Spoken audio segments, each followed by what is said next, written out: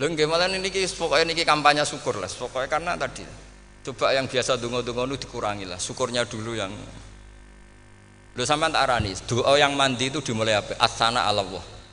Tinggi mana doa dengan syukur? Syukur. Nabi itu kalau berdoa itu nyifati Allah panjang sekali.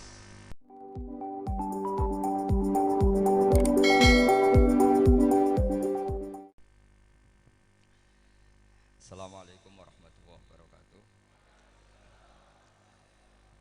Bismillahirrahmanirrahim. Rabbi shrah li sadri wa yassir li amri wahlul 'uqdatam min lisani. Allahumma shalli wa sallim ala habibika Mustafa Muhammadin wa ala alihi wa sahbihi ajmain. Amma ba'du. Sedanten ingkang kula hormati, niki bener-bener ngaji nggih. Terus saya akan baca kitab Maslakut Tanassuk karanganipun Mbah Mun, dan ini sering dijazakan beliau sekira-kira ya 10 tahun atau 12 tahun sebelum wafat. Terus diulang-ulang tiap tahun. Niki kula waos masalah talqinu dzikri, tapi mangke kula terangaken dari sisi ilmiahipun, dari sisi sanad. Kula waos nggih kersane tabarruk bi al-faadi syekhina. I'lam annahu la yakunul abdu khaizan li hadzal maqami hatta arafa annahu la budda li hadza minas sayri ala maslakin salaka fi ahlu hadza sya'ni. Terus kalimat thayyibah yaitu la ilaha illallah Muhammadur Rasulullah. Itu kalimat yang otoritas kebenarannya itu absolut, pasti benar bahwa alam raya niki gadah pangeran ingkang asmanipun Allah Subhanahu wa taala. Tapi pengamalan niku, pengamalan la ilaha illallah itu harus ditalkin, diajarkan oleh orang yang spesialis ya, orang yang benar-benar mempunyai maslak. Maslak itu cara sampai kepada Rasulullah Shallallahu Alaihi Wasallam. Kalau tersemut ketika Mbah Mun sering ngendikan ihdinas siratal mustaqim siratal ladzina an'amta 'alaihim. Terus uniknya di surat Fatihah itu, ya Allah tunjukkan kami ke jalan yang benar. Itu bukan sirotoka jalan jenengan, tapi siratal ladzina an'amta 'alaihim. Saya masih ingat betul ketika Mbah Mun ngendikan Allah itu mboten saged ditiru. Wong Allah mboten dahar, mboten ngombe, mboten tidur. Sing saged ditiru niku nggih padha-padha manusa, sehingga disebut ihdinas siratal mustaqim siratal ladzina. Maka dalam disiplin ilmu sanad itu sampai ada kalimat ekstrim, man ta'allama bila syekhin fasayhuhu setan. Itu tidak main-main ya. Artinya ketika orang lain menuduh dunia kiai katanya terlalu kayak kerajaan kecil, santri tidak pernah ngeritik, itu keliru. Sebetulnya memang aturan ilmu itu diantaranya untuk ilmu agama itu harus pakai napa? Sanad. Bukti ini napa? Ihdinas siratal mustaqim siratal ladzina an'amta 'alaihim. Jadi untuk ngikuti jalan Allah niku harus ngikuti jalannya orang-orang yang telah engkau beri nikmat.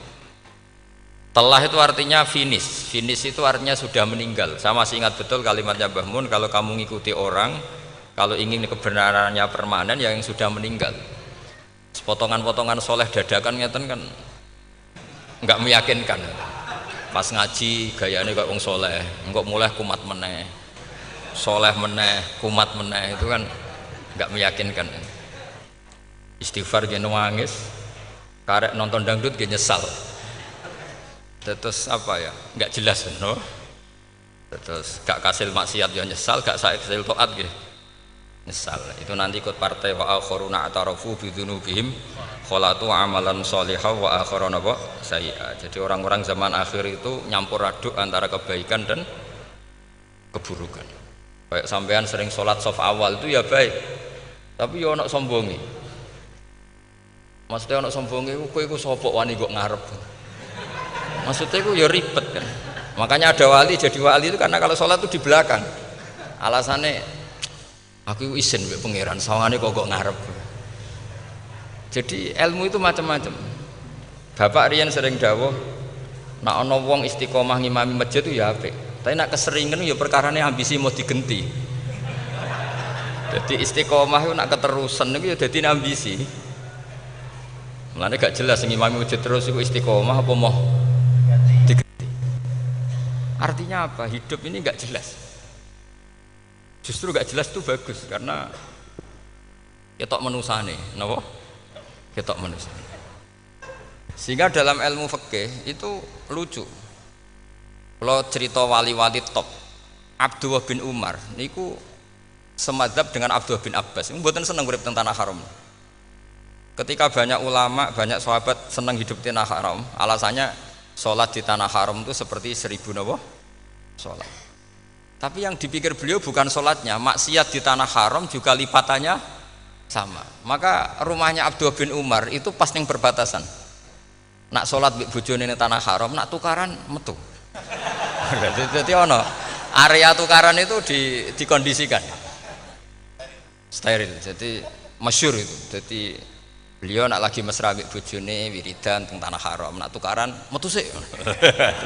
Baru tukaran secara meyakinkan karena sehingga kita di Indonesia sebenarnya punya sisi yang luar biasa karena kita tidak maksiat di tanah haram. Jadi bisa saja kita ini orang keren karena tidak pernah maksiat di tanah haram. Apa nasi nggak tahu kaji, nggak tahu umroh, tambah keren karena nggak pernah maksiat di. Karena banyak juga orang yang nangis di Masjid Haram jebule ngenes. Samu naki sing elek bojoku tok. Rawong Turki wayu, wong Pakistan wayu. Bareng roh bojone elek wireng pesek. Terus nangis, ya Allah, samu naki sing elek kok bojoku tok. Nah, berhubung wayah haji dikira itu religius, napa? Akhirnya sing wedok gak terima. Sakmono iki ganteng kabeh sing elek kowe tok. Makanya di haji itu pangeran nyindir faman faradha fihinnal hajja fala rafatha wala fusuqa wala jidala fil hajj. Itu pakai fi ku ing dalem. Jadi potensi maksiat kalau kaji itu fi. Justru pas haji itu pas potensi maksiat. Wong tenggene matof niku nggon tawaf niku. Wis masyaallah wong ayu ki pirang-pirang, wong ganteng ki pirang-pirang. Terus mari geger, mergo rebutan ngambung hajar macam-macam. Jadi kula suwun ijtihad, ya napa ijtihad itu harus kita dengar. Jadi di antara mazhabnya ulama termasuk Abdul bin Abbas itu nempat di Thaif. Thaif itu dari Mekah 3 jam. Alasannya enggak ingin kalau terjadi apa-apa di tanah napa haram. Kita tahu Ibnu Abbas itu mengalami konflik politik dengan Abdullah bin Zubair. Itu ekstrim betul konflik berdua beliau itu. Akhirnya beliau milih gak di tanah haram, wis tukaran-tukaran lah nak raning tanah haram. Maksudnya gremeng, bukan tukaran bacaan, gremeng lah, gremeng sidik nak raning masjid haram. Artinya jangan kira orang di Indonesia terus ndak hebat, ya hebat, punya sisi nggak maksiat di tanah haram. Ya misalnya sholat kok ngarep nang masjid haram, jebule salate ya Allah sini wong. Wis kok ngarep paling afdol, jebule paling keliru coba.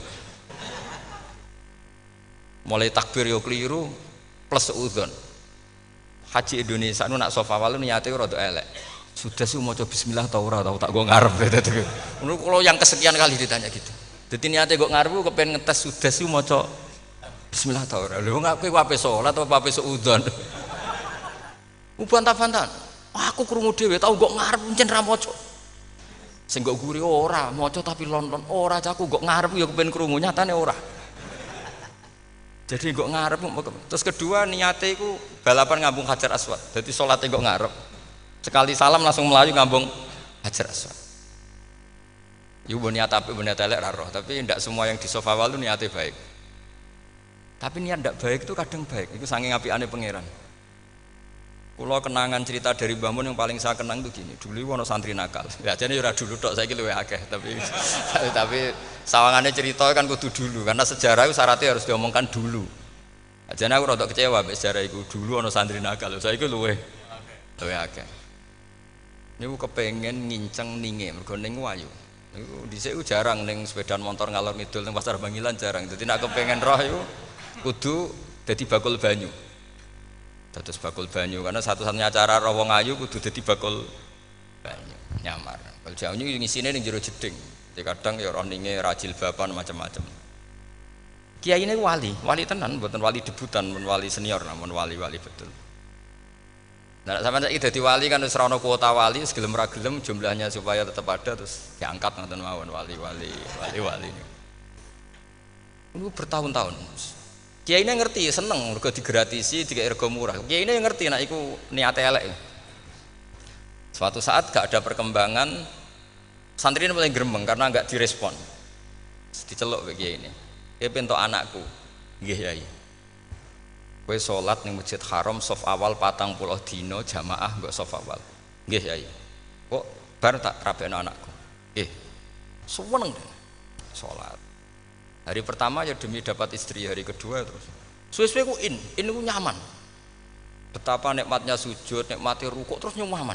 Saking nyamannya ku berkebutuhan sholat di saf awal. Bukan karena cewek tadi. Bareng hari ke-40 diparani mbek kiai ini. Aja mulai tak rabekno. Loh. Mboten saged, Mbah. Jare nek wis salat 40 dina tak rabek. Oh mboten, salat diterima untuk cawe tok. Mboten. Mboten.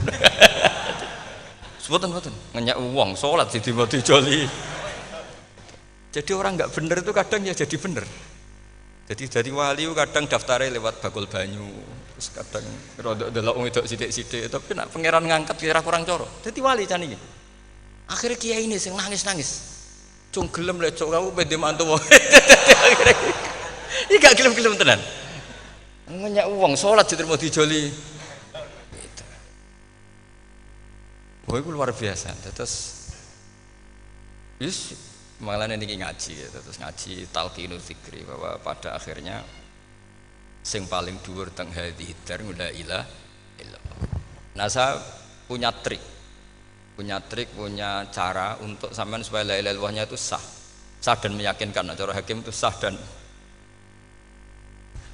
kitab yang sering dibaca Mbah Mun diantaranya untuk kalimat itu kitab Zadul Ma'ad. Iku nak nerangno la ilaha illallah niku luar biasa. Itu kitab kesayangannya Sayyid Abdul Al-Haddad. Beliau ngendikan diantara kitab kesukaan beliau selain Ihya itu kitab Zadul Ma'ad. Itu beliau kalau ngendikan bihadihi ya, maksudnya bihadil kalimah ussisatis samawati wal ardu. Jadi langit bumi dibikin.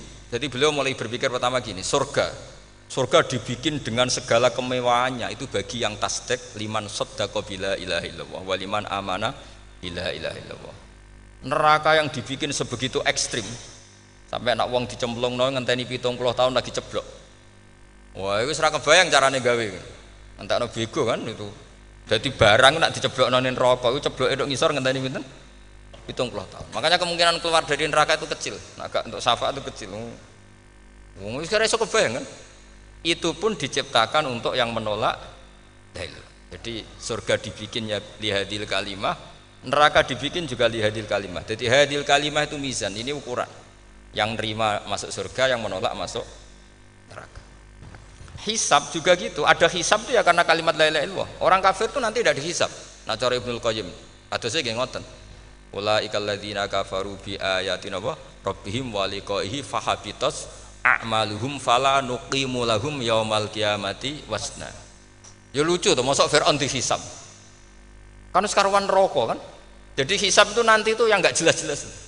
Makanya sampean kudu hati-hati, itu potensi dihisab. Jadi yang jelas itu udah dihisab. Mosok kanjeng Nabi dihisab kan enggak mungkin. Nabi Ibrahim mosok dihisab. Fir'aun mosok karena yang jelas surganya enggak dihisab, yang jelas nerakanya juga enggak dihisab. Tapi nak sing pengajian yo teko, dangdutan yo teko lah ini yang ini yang itu. Ya itu hisab itu. Delok biskop yo bayar, mlebu masjid yo bayar. Cuma ada biskop 10.000, nak ning masjid 2.000. Itu ya hisab itu nanti. Jadi orang kafir yang karuan kafirnya itu istilah Quran fala nuqimu lahum yaumal qiyamati wasna. Nah, artinya ada hisab juga tolak ukurnya la ilaha illallah. Terus wabiyadil kalimah bu isatir rasul. Karena kalimat ini rasul diutus untuk melatih la ilaha illallah. Jadi kalimat ini luar biasa. Tapi setelah jadi tahlil terus yang mau coba ngantuk, terus jumlahnya kakean kan, terus akhirnya gak sakral. Akhirnya la ilaha dikomentari suwi temen. Pemenang nak sing mimpin tahlil wong tuwek terkenal suwi lagi tahlil dipimpin mbah niki sing mburi mesti sambat wah suwi mesti. Itu kriminal kita, itu kesalahan kita. Kalimat yang harusnya jadi tolok ukur surga neraka itu ukurannya kalimat itu. Kemudian kita nganggap kalimat itu sebagai kalimat yang apa? Problem. Iku aja sampai ya. Makanya kalau suwun sing mimpin tahlil aja suwi-suwi lah. Istilah ilal wa ping 3 hadir terus bar.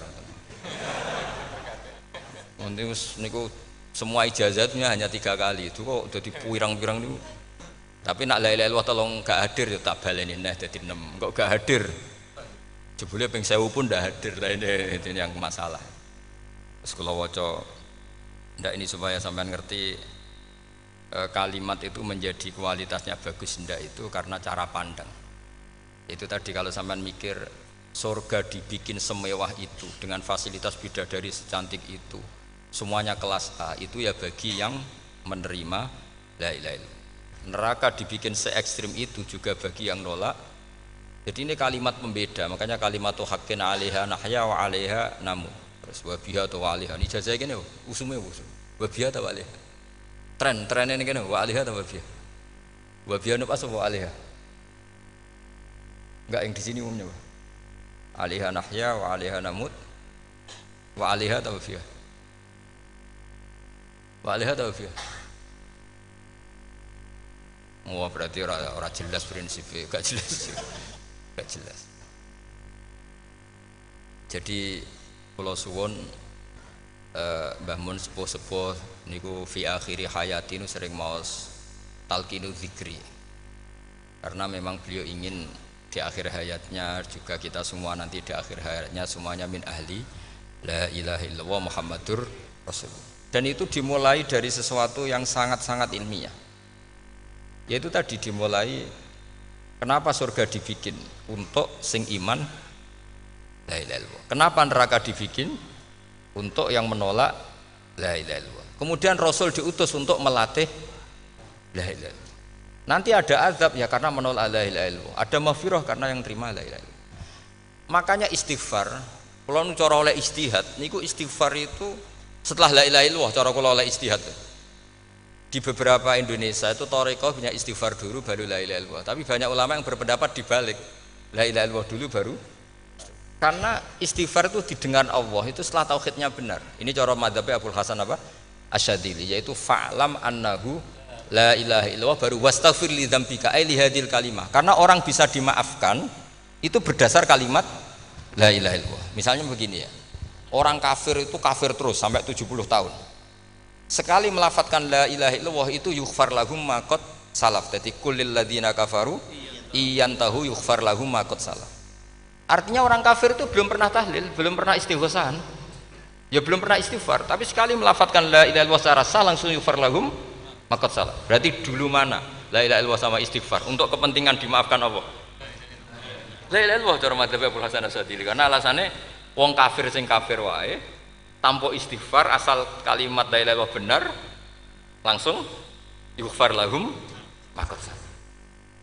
Jadi cara pikirannya Abdul Hasan Asyadzili itu la ilaha illallah yang benar dan kamu baru istighfar nanti insya Allah pasti dimaafkan bihaqqi la ilaha illallah. Jadi fa'lam annahu la ilaha illallah baru wastaghfir li dzambika ai bihadil kalimah karena sahnya istighfar setelah kalimat ini sah. Itu orang kafir yang kafir berpuluh-puluh tahun itu langsung diberi bonus sama Allah yughfar lahum ma qad salaf. Lah ukuran iyan tahu pakai apa coba? Hei para wong kafir nak kowe mendo sangka kekafiran ukurannya pakai apa? La ilaha illallah. Sekali la ilaha benar langsung yughfar lahum ma qad salaf. Makanya ketikane ya Ja'far Shadiq, Sayyid Ja'far Shadiq beberapa lama arja ayatin fil Quran adalah qulil ladzina kafaru iyan tahu yughfar lahum ma qad salaf. Dikamane kan ape disisa malaikat lha wong kafir 70 tahun Gusti mau celek luwih pisan langsung jenengan sepuro mosok kula imam tahlil mboten jenengan sepuro ya tapi masalahnya nak malaikat tapi kowe golek wajib lha iku semari perkara iku mulai masalah kan bangsa ora ikhlas iku mulai masalah nak sing guri malah meneh tapi kowe ngocelek luwih mbek gremeng mergo kesuwen dan nak kesuwen wong gremeng sing dosa sing tahlil apa sing gremeng sing tahlil ya melok dosa mergo kesuwen sing gremeng dosa wong kalimat thayyibah kok digremengi nah terusno sing ngundang ya melok dosa pisan ribet kan ya ora ana fikih niku ya ora ana maksudnya kula cerita daripada rawan dosa ya mendingan la ilaha illallah sing ora gremeng carane piye sing mimpin ya sing fasih sing cepet yen insyaallah oh teng desa kula anggere muni tahlil piye Gus Bak suweneng kabeh mesti cepet dijamin mesti cepet. Kalau sering ngomong, aku cepet lah luwih mandi sing suwi. Mergo suwi mari dosa gremeng perkara kok. Nah kiai-kiai kan do sungkan mek kula. Nah teng adat masyarakat kan nggih sampai Gus sampai anak kiai kan sungkan dadi kiai-kiai sing tua-tua akhirnya melok cepet. Dan ini harus dielmoni. Saya ulang lagi ya. Sebetulnya dalam thariqah Syadziliyah itu la ilaha illallah dulu baru istighfar. Alasannya apa? Sihhatul istighfar itu ba'da sihhati la ilaha illallah. Jadi dia bawa nggih qul lil ladzina kafaru iyantahu yughfar lahum ma qad salaf. Saiki intiha anil kufri, berhenti kekafiran dengan kalimat apa? La ilaha illallah. Itu langsung yughfar lahum ma qad salaf. Dan Allah ngendikan fa'alam annahu la ilaha illallah baru wastaghfir lidzam. Ai bihadil kalim. Artinya gini, bisa saja istighfar kita itu tidak didengar Allah karena tauhid kita tidak pernah benar. Mau ngelafat notok tapi tauhidnya tidak benar. Maka terus dibutuhkan latihan-latihan dari ahlul ilmi, misalnya kayak Imam Sanusi, kayak Imam Asy'ari, itu pelatihan-pelatihan la ilaha illallah dengan pemaknaan yang luar biasa. Misalnya begini, ambil saja la ilaha illallah itu dengan makna seperti ini. Tidak ada sesuatu yang maujud kecuali disebabkan oleh yang super maujud. Alam raya ini, langit bumi ini kadung berstatus maujud. Kan nggak mungkin yang maujud diciptakan yang tiada. Nak ngono hadhil maujudat khalaqaha wajibul wujud. Lah wajibul wujud ini yang bernama Allah Subhanahu wa taala. Maka kualitas Anda iman tuh lebih tinggi. Selama ini kan enggak. Orang no pangeran kecuali Allah. Terus Allah itu yang siapa? Ya Allah yang siapa itu harus kamu berani mensifati. Allah belum pernah menceritakan dirinya di Quran kecuali dia mensifati zatnya. Saya adalah sing khalaqas samawati wal ardh misalnya. Saya adalah zat yang begini. Karena itu dengan cara itu bisa dikenali. Ya, dengan cara itu bisa dikenali. Makanya Allah itu harus kita kenali, yaitu lewat ma'rifatullah. Ibadah tertinggi adalah ma'rifatullah. Ya caranya ma'rifat tadi dimulai, gak mungkin alam raya ini kemudian diciptakan oleh al-adam, sesuatu yang tidak ada. Pasti yang namanya maujudat diciptakan yang maujud. Karena maujud ini maujud pencipta harus super. Lah super itu bahasa Arabnya wajibul wujud. Karena pencipta harus awal. Gak mungkin Fir'aun itu Tuhan lahirnya di bumi, berarti dulu buminya ketimbang Fir'aunnya. Tuhan-Tuhan yang lain juga begitu, masa dulu buminya ketimbang Tuhannya. Makanya Allah pasti Tuhan betul karena bersifat awal, bersifat qadim. Nah kalau kamu mulai latihan gitu, iman kamu itu bil bayyinah. Dan syaratnya iman yang benar adalah bil bayyinah.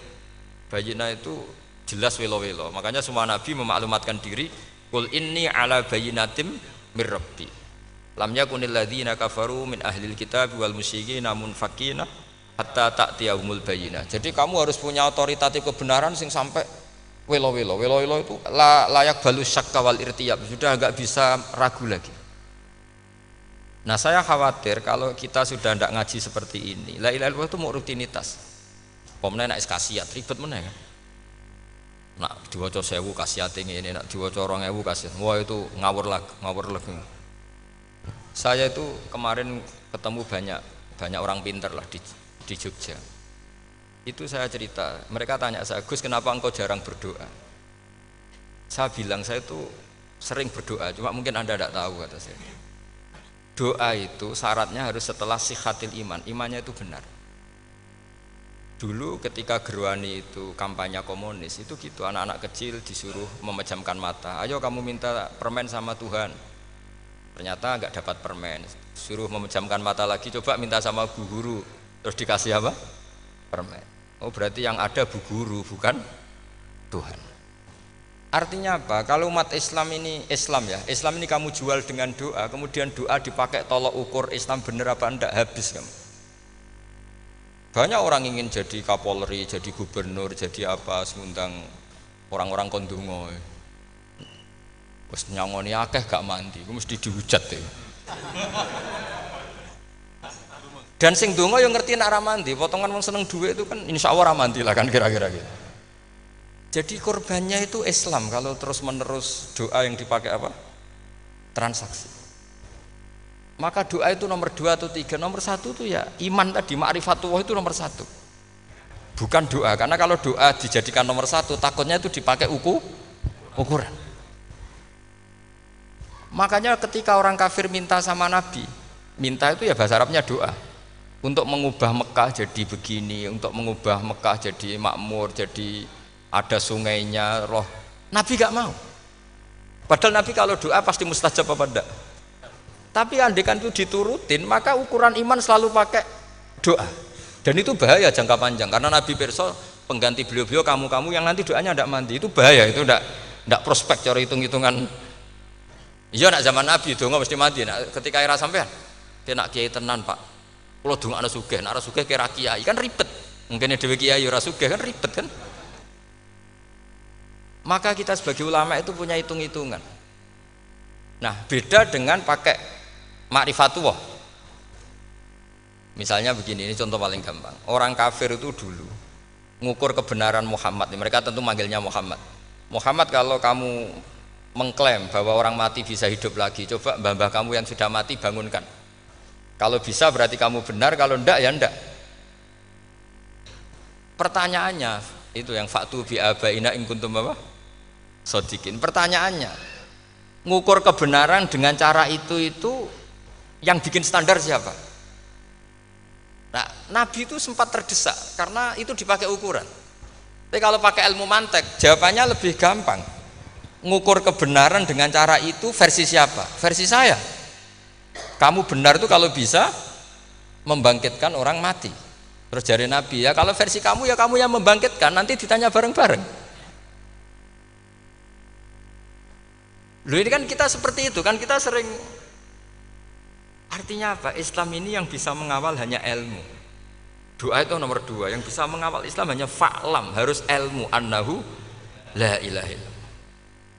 Ketika orang kafir lo tanya, Muhammad kalau kamu Rasul betul, fasayyir jibala Makkah, jibalu Mekah kamu jalankan kemudian jadi emas. Dan orang-orang yang mati bangkitkan. Kemudian kita tanya, adinuka hakun amla, agamamu benar apa enggak? Nabi andikan minta kira-kira dituruti Allah apa enggak? Pasti dituruti. Tapi masalahnya, masa menunggu itu? Masa Allah menjadi Tuhan nunggu itu? Allah selalu Tuhan baik orang percaya atau tidak. Makanya Allah tidak mau nuruti. Karena itu jadi problem jangka panjang. Iya kalau Nabi mustajab doanya, terus era umatnya seperti ini. Sing kiai ini bedino dalail ora mesti mandi dongane.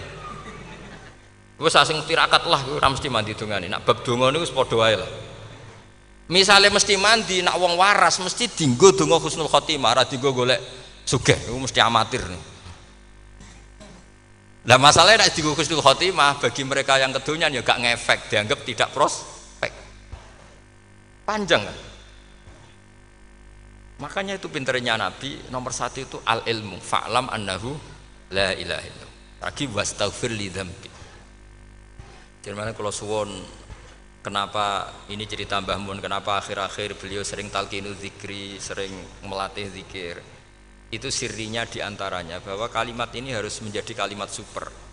Kalimat sing alaiha nahya wa alaiha namut wa alaiha nub'ats atau wabiha nub'ats insyaallah taala minal amin. Ya itu tadi, kita sebagai kiai itu ikut menjaga ini. Jangan sampai kalimat ini membosankan. Tahlile suwi ra barbar segitu ram ana sing nyo la ilaha illallah Muhammadur Rasulullah lane kurang panjang iki wakaf ta ora terus panjang. Niki alhamdulillah Gus Syukur sampun rawuh.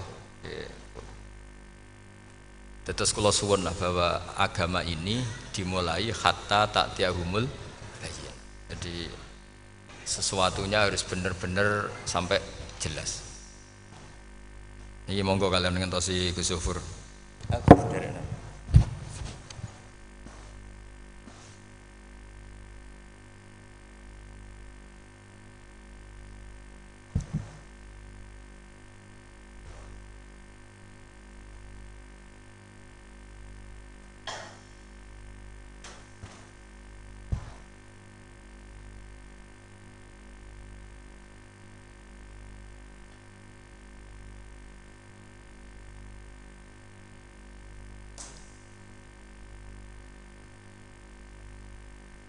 Mau wis.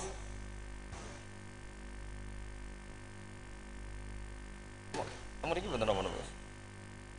Oh iya. Betul apa? Kalau setengah itu saya dalam maghrib pian.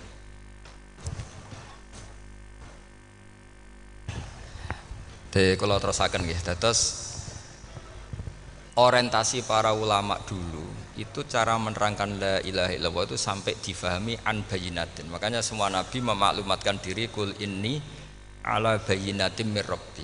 Sampai di situ. Dan semua cerita-cerita di tafsir Jalalain di apa-apa itu ukuran kebenaran itu lam yakunil ladzina kafaru min ahlil kitab wal musyrikin namun fakina hatta ta'tiyahumul bayinah. Monggo. Maka semua kita itu harus punya kecakapan untuk merangkai dalil. Kalau ada pengalaman saking kitab-kitab turos, kitab-kitab dulu.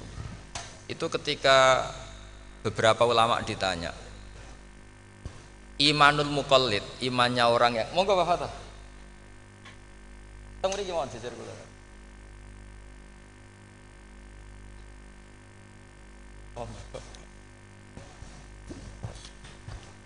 Kalau cerita sedikit dulu ketika ulama-ulama dulu berdebat tentang apakah imanul muqallid, imannya orang yang tidak bisa berargumentasi tentang Tuhan itu diterima apa enggak, rata-rata ahli sunnah bilang diterima, tapi tetap dengan catatan itu potensi goyah. Idzkullu man qallada fit tauhidi imanuhu lam yakhlu min tardidi. Tapi ternyata ulama-ulama itu prakteknya juga mengajari masyarakat supaya ada sedikit dalil atau kepastian logika. Masyhur itu ulama dulu ketika tanya orang-orang Arab, orang-orang desa, ya Arabi, bima arafta rabbak. Kamu kok tahu kalau Tuhan itu ada itu gimana? Jawabannya mereka meyakinkan. Al-ba'ratu tadullu alal ba'ir wa atharul aqdam yadullu alal masir.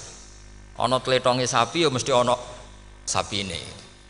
Ono asarul akdam, artinya ono tipake wong liwat, ya mesti ono sing liwat. Sehingga itu sudah dianggap cukup kalau ada makhluk ya ada khalik. Artinya terus menjadi gampang ketika Allah ngendikan misalnya am khuliqu min ghairi syai'in. Mosok hadhil makhluqat sing maujudat kemudian khalaqahal adam. Itu kan enggak ketemu akal. Maka termasuk kekaguman saya sama kitab Fathul Bari sarahnya Bukhari itu ngendikane wa hadza sing inda ahlil mantak yusamma iltizazan aqliyan, bahwa agama ini harus ada kenyamanan secara akal. Kalau Nabi membahasakan wajadah halawatal apa? Iman. Iman yang manis itu misalnya kita profesor, kita ilmuwan, kita seorang yang top, yang paling cerdas di dunia. Kemudian kamu secara agama didogma oleh pimpinan agama kamu. Kebetulan pimpinan agama kamu misalnya komunis, terus diberi ajaran misalnya hadhil maujudat khalaqahal adam, yang maujud ini diciptakan ketiadaan. Kan mungkin profesor lah mesti stres. Piye wong Adam kok ciri utama ketiadaan ya layu asiru saya tidak ngefek. Bandingkan dengan misalnya kita goblok lah, petani lah, wong paling goblok lah misalnya diajari bumi ki ana mbah wonten, terus sing gawe bumi ana ya ana, wong barange ana kok sing gawe ra ana. Lebih gampang. Lah itu cara Fathul Bari, hadaddin itu mudah sekali, sahlah qoriba. Kalau dalam baca Said Abdul Al-Haddad itu hadil kalimah sahlah qoriba. Sahlah qoriba itu enak difahami karena ya sudahlah, kalau hadil maujudat ya khalaqahal maujud. Berhubung maujud ini maujud khaliq ya wajibul wujud, kira-kira maujud super lah atau kausa prima atau apa. Jadi segampang itu ulama menerangkan tauhid. Nah khawatir saya kalau penjelasan seperti ini sudah hilang terus wow, wong takok kasihate, nak maca sakmene paket ngene, nak sakmene paket ngene. Lah nak ramandi terus mental, jute la ilaha illallah ya ngobos. Nah ini kan jadi tersangka. Makanya saya tadi bilang, saya berkali-kali saya belajar tauhid, belajar ilmu mantek, itu kepentingan saya hanya satu, supaya orang familiar dengan logika la ilaha illallah. Yaitu tadi mulai yang pelatihan kelas ringan, yaitu tadi al-ba'ratu tadullu alal ba'ir wa atharul aqdam yadullu alal masir, sampai pelatihan yang agak berat, tapi sebenarnya tidak berat-berat banget. Karena tadi am khuliqu min ghairi syai'in. Masa kalian semua yang sebegini hebat maujudat kemudian kamu disebabkan oleh sesuatu yang tiada. Lha iku mbok sampean profesor lah iku ora iso logika, wong barang ra ono kok nyebabno.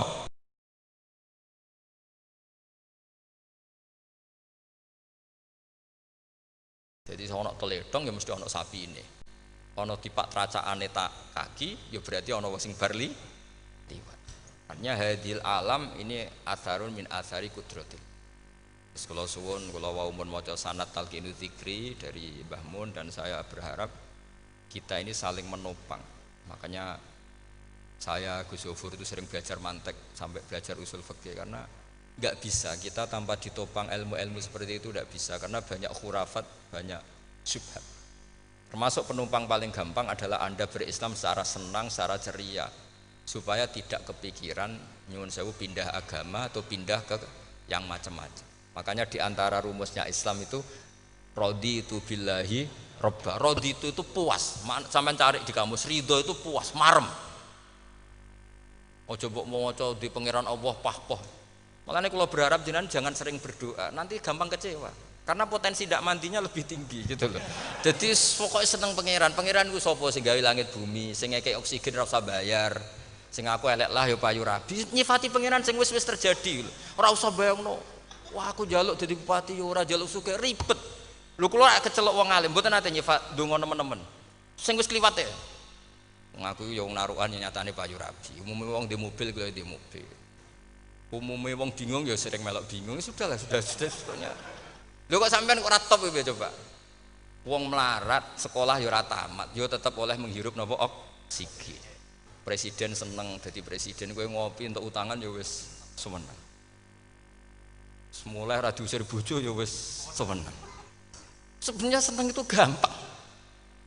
Mbok yo nyifati pangeran sing wis gampang-gampang lah kayak di Quran-Quran itu nyifati Allah itu supaya alhamdulillah alladzi atamani wa saqoni, aku semelaratlah nyatane kelar mangan. Ya sudah yang gampang-gampang. Lah sampean ndak kakian donga ben sugih. Kula bolak-balik cerita, kula nanti dilani wong elek. Rayu elek sowan kula. Kula kenangan terbaik saya dadi kiai gini. Gus kula dongakno dadi sugih. Tenane, Mbak? Nggih, tak critakno. Nak bojomu iku sugih. Sing pertama ditata apa? Omah Gus ya, omah ditata. Suwe-suwe mobil ditata Alphard. Terakhir sing dievaluasi sampeyan. Omah wis apik, mobil wis apik, sing elek apa? Bojo. Mesti sampean kena evaluasi. Iku wis mesti ya. Akhirnya Srasito. Jadi kula nu nate bully tiyang terbaik lah. Kenangan saya terbaik jadi kiai ini gini. Akhirnya iya Gus. Kan gak mungkin omah suwapi, mobil suwapi. Coba yang kamu evaluasi apa tuh? Mulai artinya sudah lah, tidak usah kepengen itu dikurangi lah. Hubungan kita dengan Allah itu mensifati itu insya Allah pasti lebih indah.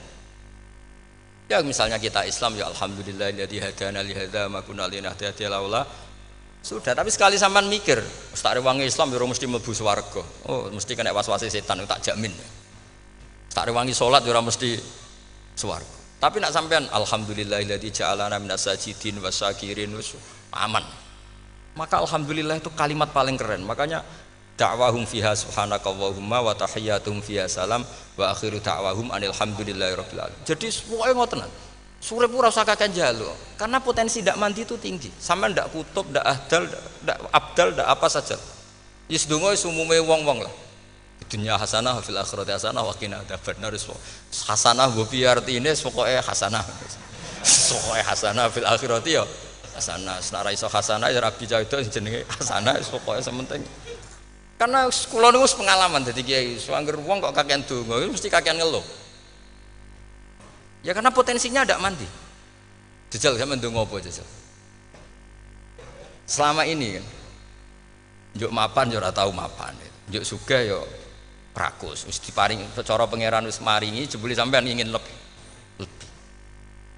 Makanya saya mohon sekali, jadi hubungan dengan Allah itu nomor satu itu syukur. Syukur itu di atas takwa. Di Quran itu ada fattaqullaha la'allakum tashkurun. Jadi takwa itu supaya ke derajat syukur. Karena tadi lah, cobalah dilatih. Saya pernah ngecek orang yang sekarang dugem menikmati maksiat dengan orang yang takwa mensyukuri tidak maksiat, itu nikmatnya itu masih tinggi nikmatnya orang yang syukur karena berhasil meninggalkan maksiat. Makanya kamu yang syukur, bengi-bengi radhi duit ning kamar wudu, bariku ngelamun jujuk esuk. Yes, alhamdulillah gak maksiat. Sekira usah bayangno terus tahajud, qiyamul lail iku para habaib, para ulama itu sekira ramakome lah seperti itu. Suka ramakome. Tangi turu seradan tempire iku alhamdulillah. Pokoke sing gampang-gampang ya. Dan itu memang ajarannya Nabi. Jadi Nabi itu kalau bikin ajaran itu orang sing asbaha aminan fi sirbi pokoke mu'afan fi badani indahu kutu yaumi faka'an nama khizat lahu dunya bi hadafiriha. Jadi bayangkan itu man asbaha aminan fi sirbi ngontrak ya ora diusir sing di omah, kumpul mertua ya ora diusir mertua, kumpul bojo ora diusir bojo, aminan fi sirbi mu'afan fi jasadi urip nak guyu do banter wis bengak-bengok indahu kutu yaumi dina iku iso mangan iki faka'an nama khizat lahu dunya bi khadafiri anggap ae kowe itu sak donya. Lha wong paling sugih gawe kolam renang paling 100 meter persegi. Kowe ndelok laut renang sak kapoke. Pokoke urip sing gampang itu. Kok senengane repot to? Senengane repot. Pokoke kula kepengin niku jenengan syukur lah pokoke lho nggih malah niki pokoke niki kampanye syukur lah pokoke karena tadi coba yang biasa donga-donga nu dikurangi lah syukurnya dulu yang lho sampean tak arani doa yang mandi itu dimulai apa asana Allah tinggi mana doa dengan syukur Nabi itu kalau berdoa itu nyifati Allah panjang sekali alhamdulillah hamdan katsiran terus wa hamdan wa fi ni'amahu wa yukafi umazita ya rabbana lakal hamdu kama yanbaghi lil jalali wajhika azimi sultanik la nuhsi sana'an 'alaika anta kama athnayta 'ala nafsik antal muqaddim wa antal muakhir wus panjang sampean kan gak muqaddimah suwithik dongane sing dawa wis gak dia 13 kula kan sering maos ikhya itu kalau muji pangeran itu sampai lupa Imam Ghazali saking panjangnya sama delok donga-dongane Nabi itu kalau muji Allah itu panjang sekali dongane sithik nak jenengan muqaddimah alhamdulillah rabbil alamin sampai angob pas donga ya Allah ya Rabbana temenanan blas gak dia tiga itu. Jadi saya mohon sekali pokoknya agama ini harus bifarohin wasururin kula donga sing paling kula kenang saming Mbah Mun ngene wis farihina muna amin semuanya kita itu pokoknya seneng makanya kalau suwun lah pokoknya beragama terus seneng rodi itu bila roba rodi itu kalau anak maknani marem lah marem di pangeran Allah itu marem atau Sayyidina Ali lah kafani izzan antakuna li robban wa kafani fakhran an akuna laka abdan pun Gusti entek bangga kula dadi manusa mergo pangerane jenengan ya cara di pangeran Fir'aun kan yo ribet wae wis mati tenggelam dadi ton terus wa kafani fakhran an akuna laka abdan kula nu seneng banget mergo dadi kawulane jenengan. Misalnya jadi kawulane presiden ya iso coplok, kawulane menteri kadang ketangkep KPK, kawulane wong sugih kadang bangkrut, ribet kan? Makanya beliau ngendikan kafani izzan antakuna li robban wa kafani fakhron an akuna laka napa abdan. Terus niki kula radi provokatif lho, semergi zaman akhir sampai pandemi ngeten wis ra syukur wis ribet, pokoke ra syukur wis ribet. Mbok niki bener bu ora ora penting cara kula. Misale kula ora bener sampean luwih nemen. Biasa mawon padha ora benere. Misale kula salah ya pancen mboten maksum. Misale bener ya pantes wong kula dididik Mbah Mun wis pokoke niki wis padha pantese. Maksudnya santai mawon biasa mawon. Nah pancen sampean luwih bener timbang kula nggih tetep salah kan. Terus tetep salah kan. Masa wong bener kok diomongi sing ora bener berarti malah sampean bagian dari tidak benar itu sendiri. Pun ngoten awan. Assalamualaikum warahmatullahi wabarakatuh.